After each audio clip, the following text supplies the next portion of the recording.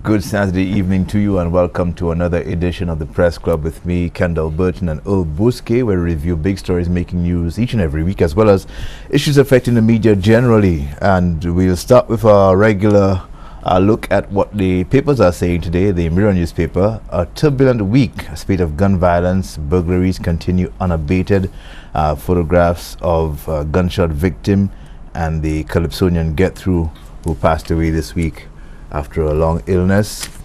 The Star newspaper: ace St. Lucian guitarist, singer honored at Buckingham Palace, Boo OBE. The Voice newspaper: decomposed body stinks up VH of Victoria Hospital, SMC, no charges yet. And of course we have our usual inserts: the Yo magazine from the Voice newspaper, and its Night magazine, and Sports and Health from the Star newspaper.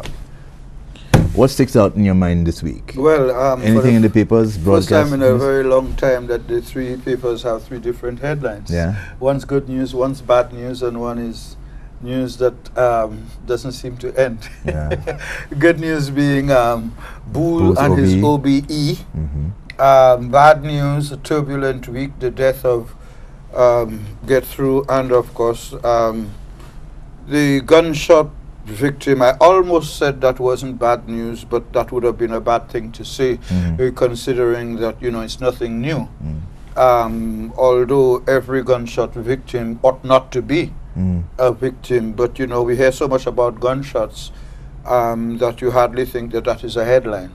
The SMC, no charges yet, is a continuous revolving door story about the break-in at SMC in particular, but the increasing number of break-ins at schools, the consequences, and of course the causes and effects, consequences, the continuing calls and demands, which I continue to think amount more to putting plaster on a sore than addressing the actual sore itself.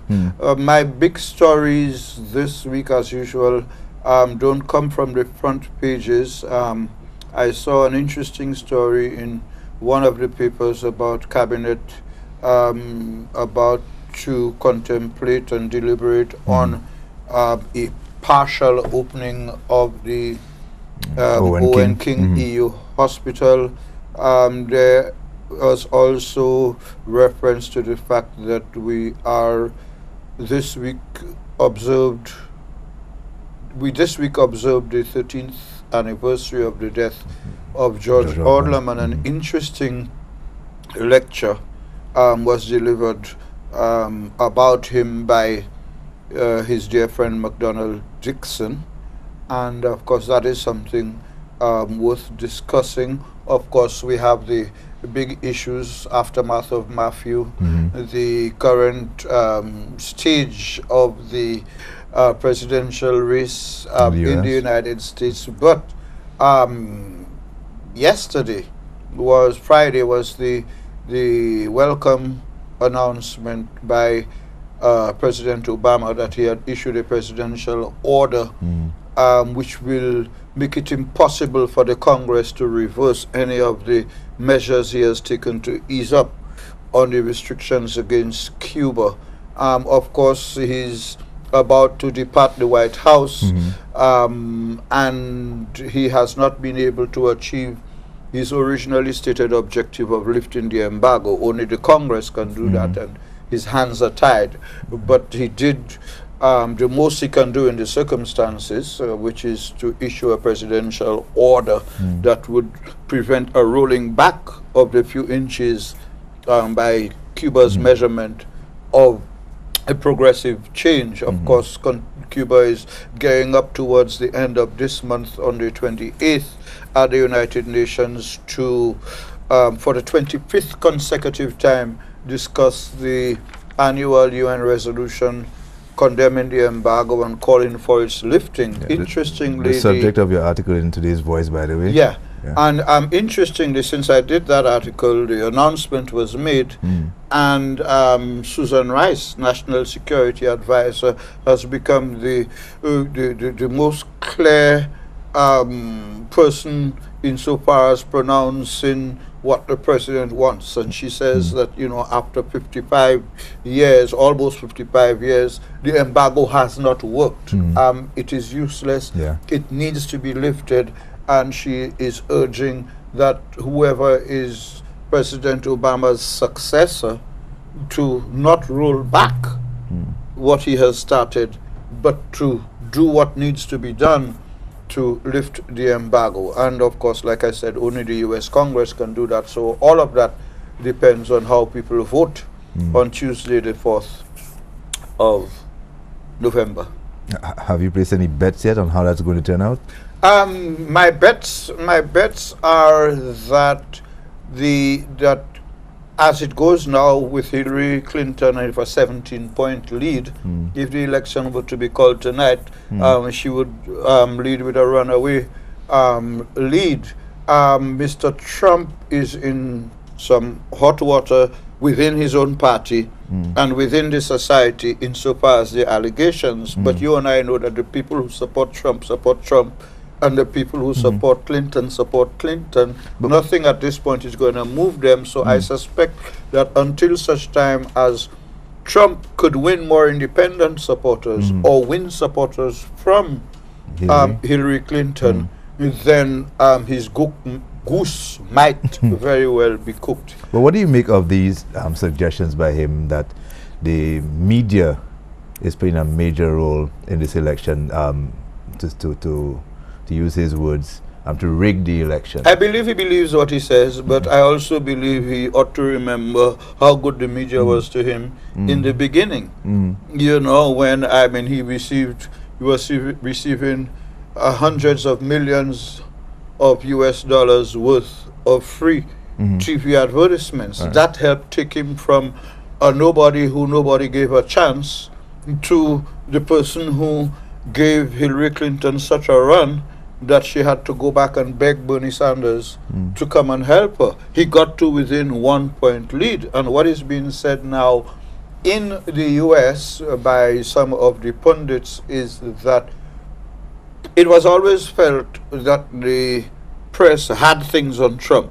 Somebody who has been so controversial for such a long time, like with that 5-year-old locker room, so-called locker room discussion. That must have been sitting on ice somewhere over the past 5 years. And the argument by some of his supporters, supported by some in the press, is that the press had set him up, supported him, knowing that in the end they'd be able to go after him equally as they were preparing to go after Hillary Clinton, because the email thing is something that has been there for over a year. But you have to wonder how much of that is actually the press is doing and how much is the Republican Party itself behind it. As I said before, I had no doubt that the Republican Party would themselves come forward and be Trump's biggest downfall. But we do for a break. Let's take the break. When we come back, we'll continue our conversation looking at the US elections and the accusations against the media, whether they are as unfounded as some have suggested that they are. We'll be right back.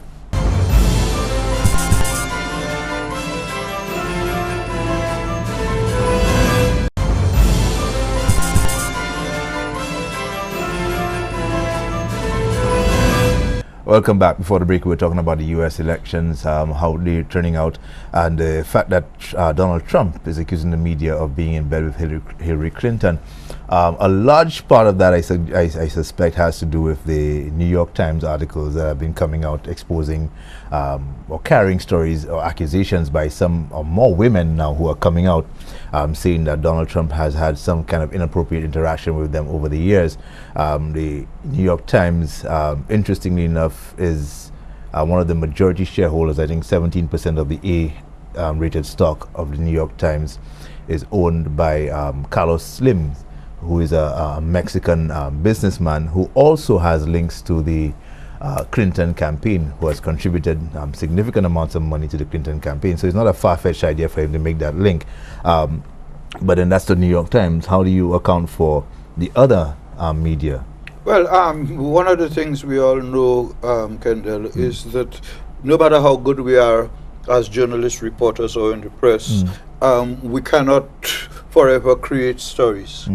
And 90% of what is being reported and discussed about Trump are of his own doing. His evasion of taxes, which he might say is not evasion but avoidance, his sex escapades in different ways, his insults to women, his treatment of children, his references to everything. I mean, Trump trumps himself.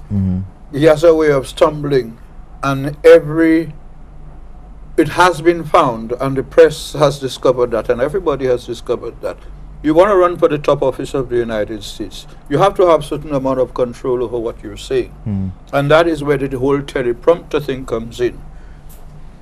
Trump insists on speaking off the cuff and being the person he's always been. And therefore, what the press has discovered is that every time he moves away from the teleprompter, that's when he goes into making those outlandish statements that his advisors could well have advised him against. But what Trump finds is that a lot of those statements, when he gets the clap back from the crowd, he doesn't care what the media says. So it allows him in the end, when he's getting bad press because of his bad doings, to say, okay, the press is in bed with Hillary Clinton and the Clinton Foundation, etc. However, but isn't that also part of his appeal? Because you have a case where there actual studies have been done in terms of the media's coverage and influence over election coverage, or even politicians, how they present themselves. In many cases, the idea or the notion is that politicians will pander to the media and to the electorate, making statements supporting policies that they personally don't feel right about, but because it is to their political or election advantage, they will make those statements or align themselves to those policies. Here you have a man who is not doing any of that, you know, who is speaking off the cuff, speaking how he feels, an American version of Duterte, you know, who is equally popular. No, it's let's remember 6 months ago, we were discussing the findings of a Huffington Post poll that indicated that only 9% of Americans trust the mainstream media and will be guided by it. And less than that, 6% alone trusted the Congress. Now, that was 6 months ago, 1 year, 6 months into the final year of the campaign. If that still applies, then Trump has nothing to be afraid of, because voters are not moved by what the traditional, and what can be more traditional and mainstream than the New York Times. What is interesting is that when I look at the coverage that Trump is getting from non-aligned commentators in the past week, comparing him with Hillary Clinton, while they're saying that, listen, Trump is messing up, you know, talking about his groping and his sexcapades, and the whole idea of raising Bill Clinton's sexcapades in the White House and blaming his wife for supporting her husband. They are also saying that, on the other hand, with the hundreds of thousands of emails being leaked by WikiLeaks in its 10th year, nearly every dumping comes up with new things proving Hillary Clinton to either be a liar or a stranger to the truth. And increasingly what is happening is that people who have traditionally said, well, all right, between she and Trump, she's the one who's most prepared and is best qualified, people are reviewing, a lot of her supporters are reviewing that. And what I find now, up to today, earlier today, was on RT, Russia Today, where the Clinton campaign is accusing the Russians of supporting Trump and accusing the Russians of having going out to influence the election.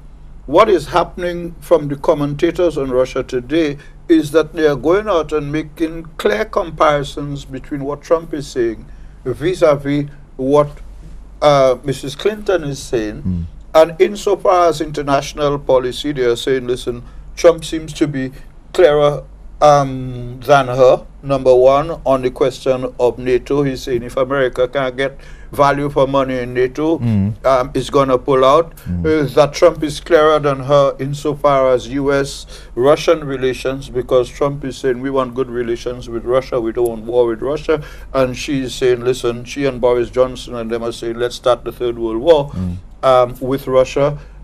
They talk about his irrationality being a reason why you can't trust him. I mean, Hillary Clinton says a man you can beat with a tweet is not somebody you're going to trust with a nuclear bomb. Trump has equal responses. But what everybody is finding, including my 9-year-old granddaughter, is saying, listen, you know, I'm tired of hearing this. He said, she said, husband say, wife say. Why don't they just have the election and finish with that? And that is increasingly the view in the United States, where approaching the final debate, what you find is that both of the candidates are now sensitive to the fact that Americans are saying, listen, you all are debating nothing that affecting us. You all debating sex and who said and who didn't, and none of the issues that affect us. So isn't the media also playing into that by not focusing on the policy issues? Well, this is what I was coming to, that the news this morning out of the U.S. said that both candidates have taken time off to be briefed on international issues, because in this final debate, people want to hear issues, so they're looking at various issues. But what's the big one now? Hillary Clinton has mentioned that she's going to put Bill Clinton in charge of the economy. And that is being interpreted by the Trump camp as if and when she wins, it is going to be Hillary's first term and Bill Clinton's third term. Yeah. Let's take a break. You're watching the Press Club. When we come back, we'll continue our conversation looking at some of the other stories in the news.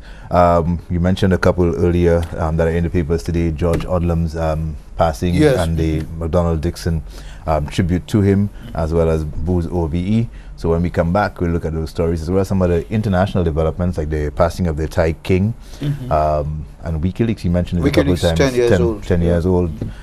10 years, 10 million documents, 10 billion words. We'll be right back. 10, 10, 10.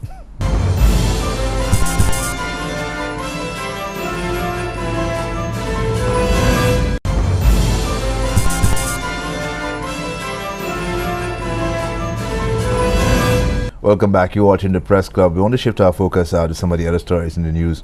The Star newspaper carried the McDonald Dixon tribute to George Odlum, as well as its headline story, Black Lives Matter, as do values focus on Boo Hinkson, the local musician who received an OBE from Buckingham Palace.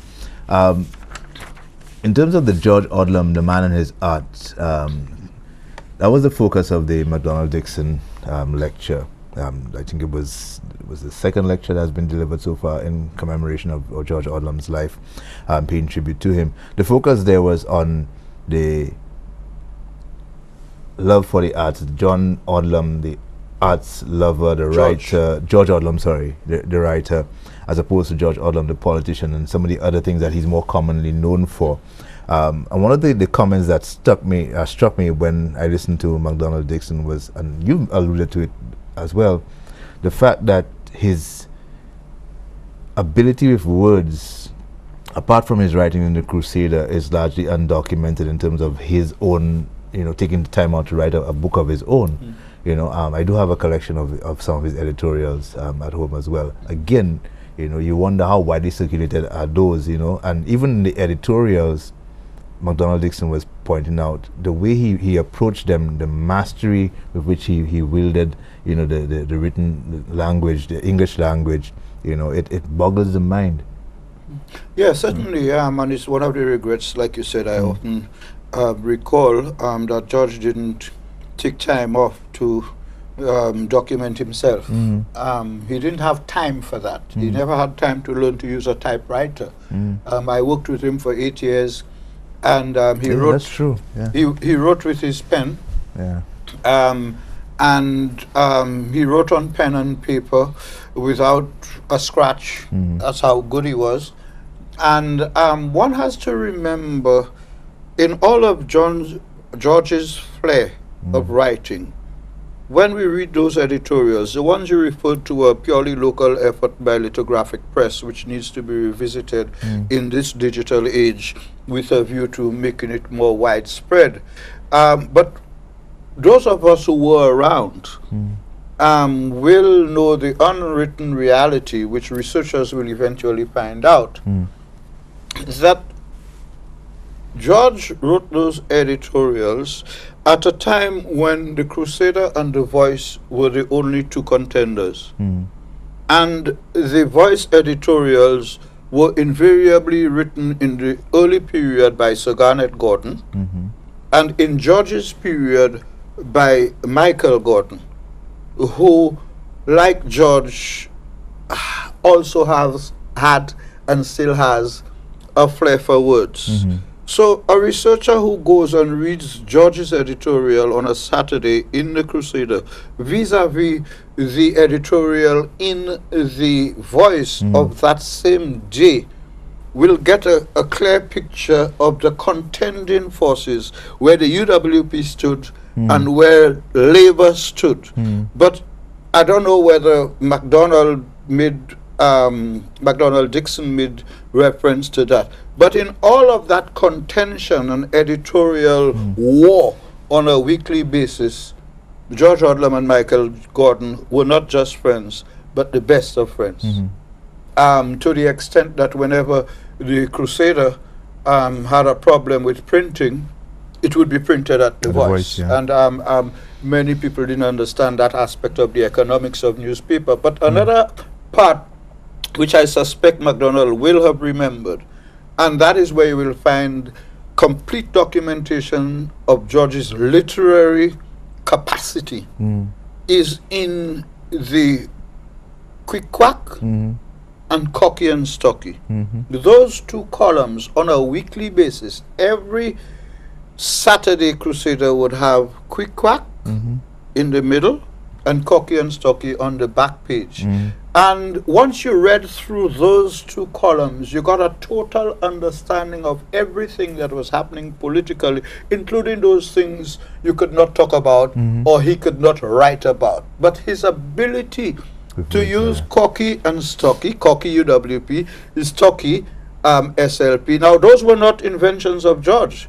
They were invented by the Crusader in the earlier days under Mr. Vernon Cooper and John H. Pilgrim, who in the period of the Standard leading to the Crusader discovered Cocky and Stocky. But when George took over the Crusader, he introduced a new element, Cocky and Stocky, and he introduced Staffy. And Staffy meant George, which infused the forum. And the third element, taking the battle to the UWP and the SLP, that was reflected in every issue of Cocky and Stocky. And although it was called Cocky and Stocky, the reference in the writing was always a discussion between Cocky, Stocky, and Staffy. And of course, I need not tell you who would have the last laugh. Yeah, but I've had the opportunity, like you, to work with him at the Crusader, and I remember, as you pointed out, the editorials, the late nights. Sometimes the entire paper is done, and we're waiting for him, and he doesn't know what he's going to write about. You gotta wait until after his meeting on the market steps, depending on what he spoke about. At the last minute, he'd come through, and you'd again be amazed at the brilliance with which he was able to. Yeah, and the speed. Although George was a genius ahead of his time politically, and not many of his disciples will agree with me on that. Politically, he didn't achieve what he set out to achieve, which was to influence a total change in the politics, to infuse a level of radicalism, a level of progressivism in the politics, which he achieved insofar as his articulation, insofar as his introduction of radical ideas. But George always dreamed of doing that from the standpoint of power, of being in charge, which is why he originally set out to lead the Labour Party. He failed in that regard because he was never allowed. He set out to be the Prime Minister. He failed in that regard because he was not given the opportunity. And therefore, in all of his efforts and in all of his oratorial skill, he never developed the capacity and the ability to win a seat, which he was only able to do after 1996 in the Labour Party, after Kenny Anthony returned. Prior to that, he lost his first election against Mrs. Rock in the valleys, and never was able to overcome it. There are things that George went to his grave with that he never forgave persons for. His effort with Peter Josie to take over the Labour Party was rebuffed by members of the executive who were salted and seasoned in the political manipulation that goes with election of officers. So that whereas George had the ability to bring 10,000 people out in a demonstration, he discovered to his horror that he didn't have the ability to get the majority of 60 votes at a convention. And when those who were seasoned and salted in the trickery of those elections were able to manipulate the vote by virtue of the majority numbers, because he was not into the organizational approach, he couldn't accept it, and he took a sort of an academic view of it from the standpoint that he would say, listen, look at me with all of my Oxford education and ability. I'm being prevented from taking over the party by a bunch of people that include people who are illiterate, people who are not well read, and he eventually described them as gargoyles. And that is something that his description of them betrayed how he saw men and women who had been the salt of the Labour Party, and who felt at the time, rightfully or wrongly, that he was bringing in a level of radicalism which they saw as communism, mistakenly, and therefore were opposing him on an ideological basis and not on the basis of friendship, because these same people would be the first on the market steps when he's having a meeting. So as far as they saw George, he's good for us to keep the people coming, but we are trusting him to be the leader. But do you see, he's been described as a man ahead of his time. Fast forward to 2016, given the political situation now, locally, regionally, globally, would he have stood a better chance now with the same sort of thinking in 2016, do you think? No, that's difficult. I don't buy on the point, even though I sometimes say it, but I don't think that practically we could say that people lived ahead of their time. Their ideas might have been ahead of their time, but everybody's born at the right time. It's what you do during that time, what you're able to do, what you're allowed to do, and what you're known for at the end of that time. I think if George were alive today, a lot would depend on his ability to adapt to the modern thinking. Yeah, but if I'm asking that because I'm thinking of his nephew's comments at that same I wasn't lecture. There. What did the nephew say? He said, unlike the other uncles who took them out to the beach, took them fishing, played with them, George Odlum never did those things with them. His whole thing was intellectual, academic, books, ideology, philosophy, you know. So he was different from the other the siblings, the other uncles. And perhaps what I'm getting from Buffalo Odlum is that they didn't understand, you know, his thinking. They saw themselves as distant from him. They saw him too far away. I had a different view. I warmed up to him, and he realized that I was learning everything from him that he was able to teach. And I was even, in the end, I was the one who ended up writing Cocky and Stocky and Quick Quack, and people would hardly understand or know the difference between what he wrote and what I wrote. And therefore, I think that the fault there is in those members of the family who probably felt that he was too intellectually high, and therefore, because way back in those days, I remember my own uncle, Michael Mondesi, who was principal of St. Mary's College.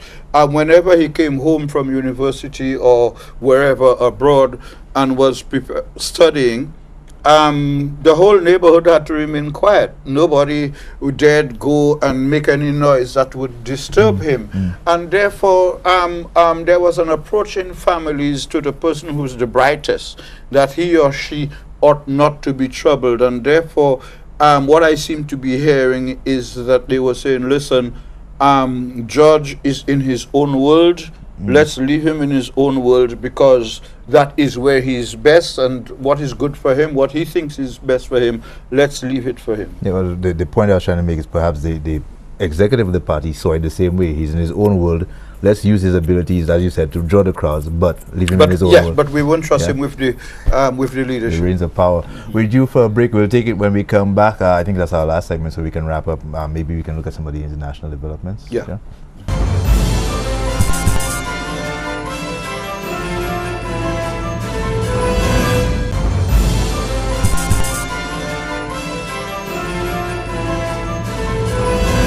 Welcome back to the Press Club. Before we wrap up, I guess we call it a sad note. We're talking about death in our final segment. We had the death of the famous Calypsonian, the popular Calypsonian, who coincidentally died at 66 in the very night that they were holding a benefit. He went out large. You know, but I think he planned that. As far as I was told, that was his wish. Yeah, I think he planned that. The get through I knew would not have just faded away. He would have gone in a way that would have made us remember. And I had asked whether there was any possibility that he would make a surprise appearance at the concert, and I was told no, that will not be possible. And on the evening, while a group of us who decided we would not go to mourn for him, but that we were celebrating his life at our usual watering hole, we got a call that suggested somewhere before 9 that he had died, but it sounded too poetic and too good to be true for him to, I mean, it can't be good to die, but too good to be true that he would decide to make his departure on the evening that the country and the world in extension was saying goodbye to him and pledging to restore his image. And I'm glad it went that way. I think he's gone in peace. My only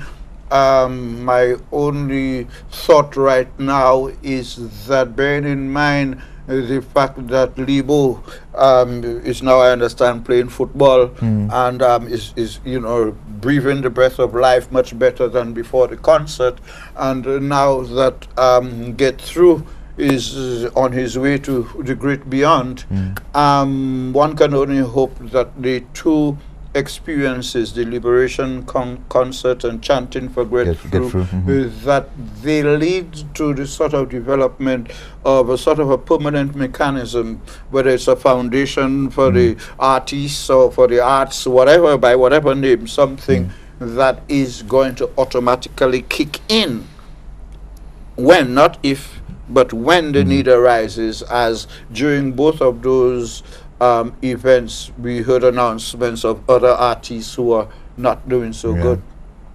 Well, one other person that didn't do so well on the international scene is the King of Thailand, who passed away this week as well. And when we talk about Get Through and the popularity and the following that he had, you translate that to what's happening over in Thailand, where hundreds, thousands of people showed up outside the hospital, and were in shock and disbelief at the news of the passing. Now we've heard the government will be paying tribute to, again, the life of the Thai king, who has had a tremendous ability to unify Thailand, being one of the longest serving monarchs in the world, longer than Queen Elizabeth even, to bring Thais together amidst all the other divisions along political and ideological lines, amidst all the crises that the country has gone through, he has been the one. And now a lot of people are wondering, what's going to happen in Thailand now that he's gone. The government has pledged a year of mourning. 1 year. All the civil servants are required to wear black for an entire year. Flags will be flown at half-mast for an entire month. But you get a real sense of, national loss. Yeah. He was that kind of figure. There were many coups against him that failed, and many coups happened under him that he simply accepted, tended not to get involved in the politics, but to be the hope, the inspiration, the everything for everybody. His death was not unexpected, but when it came, it still was greeted with the sort of shock that you recalled. What is happening now is the uncertainty, because under the Thai constitution, only a son can succeed the king. And he has only one. And he has only one left. And that one is 67, and he is not known to have harbored any royal ambitions. In fact, he has been in Thailand, where you can't say anything about the monarch. People cannot say or write, not even the press, anything about him. So the rumor mill has developed in a sort of cocky and stocky, quick quack kind of a way. And the things being said about him are that, contrary to his father, he's a womanizer. Womanizer meaning that he has divorced 3 times, at 67, in the context of Thailand, that is supposed to be womanizing. He has also, interestingly, asked for a month time frame to allow him to mourn for his father before he takes over. And when you bear in mind, I don't know to what extent you've been paying attention to the guy who is now the Thai Prime Minister, because he was the one who carried out the coup against Thaksin Shinawatra against the sister, after the brother, a millionaire Prime Minister, had been overthrown by the army. He's the head of the Privy Council, which... Yeah, he's now head of everything. Right, which is according to the Thai constitution, in a case like that, he's in charge. He's in charge. But that council is also composed of a lot of other prime ministers, former prime ministers. Yeah, but he's the head of the military.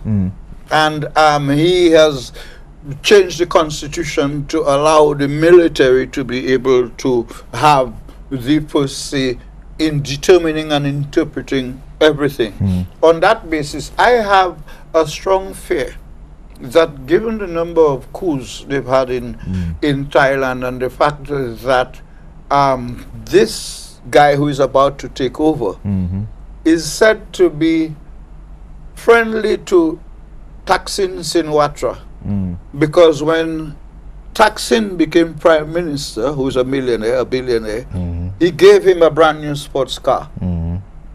And it was felt that he was too close to Thaksin. Now, since Thaksin and his sister were both overthrown by coups, and there's the uncertainty as to where this guy is going ahead, what I read is that the army is trying to say, well, listen, let's get the best we can out of the man who is going to be king, and we can't change that, rather than trying to prevent him from succeeding his father. However, and there's a but, which says that if he doesn't deliver in the way that the present Thai Prime Minister, who is also the Army Chief of Staff and also the head of the Privy Council and Minister for everything, he will not likely pander to the wishes of this new president, if new king, if he is not going to be uninterfering like his father.